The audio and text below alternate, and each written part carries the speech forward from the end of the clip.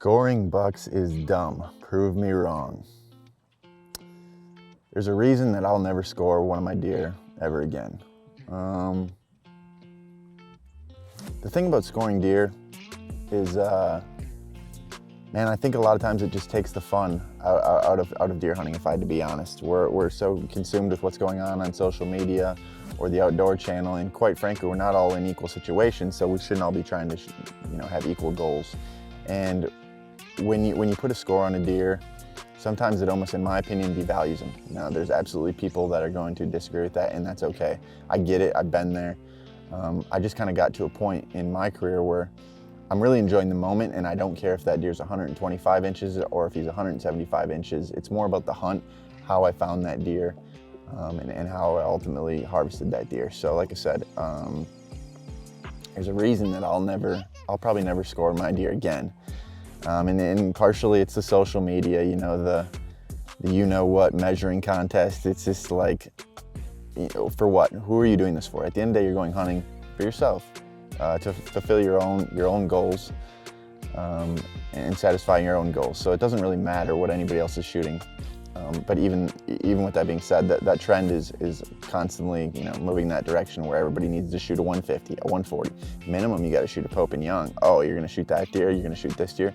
I think we got to get back to the roots of why we all hunt. It's because we love it. I mean, and if you love shooting 160s, you should shoot 160s. If you want to shoot spike bucks, you really should. And I know a lot of the diehard trophy guys out there hate that I say that, but if it makes you happy, who am I to judge? Who are you to judge?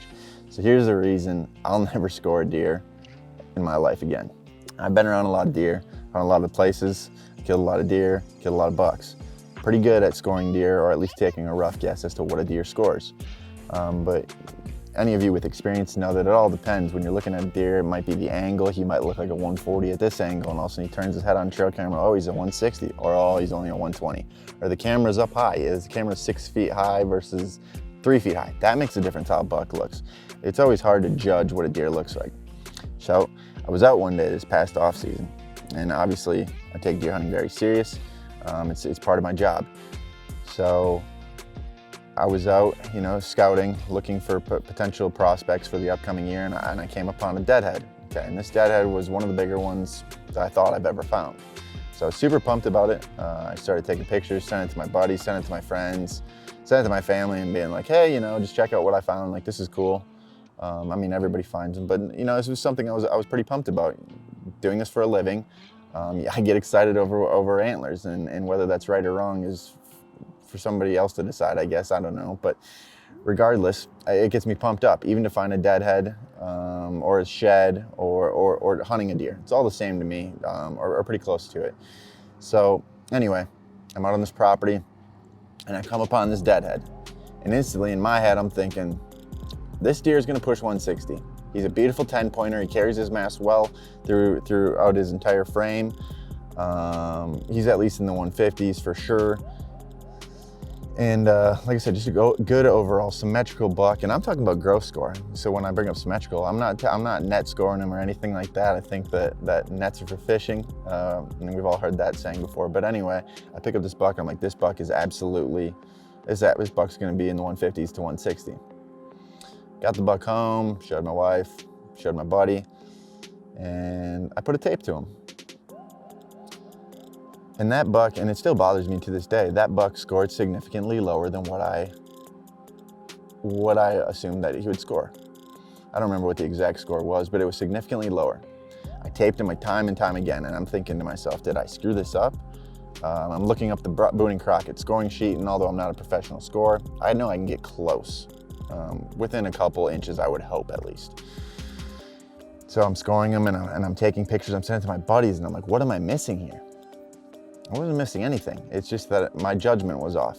And what I realized is that I got upset over a deadhead that didn't score what I wanted to score. Now, did that really bother me deep down? I don't know. Was it the social media and seeing what's going on in the industry? You need to shoot this, you need to do that. Was it the pressure of having the job that I do, knowing that people expect you to pick up certain sheds and kill certain types of deer and things like that? I don't know, maybe it's a combination of all those things, but it really made me think that, where my priorities at as a hunter.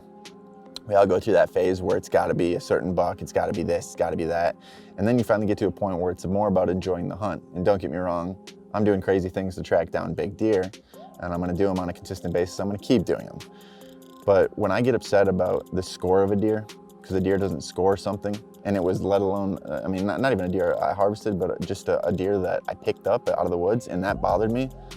I get why it bothered me. I put a lot of time and effort into this, but it's stupid is what it came down to, guys.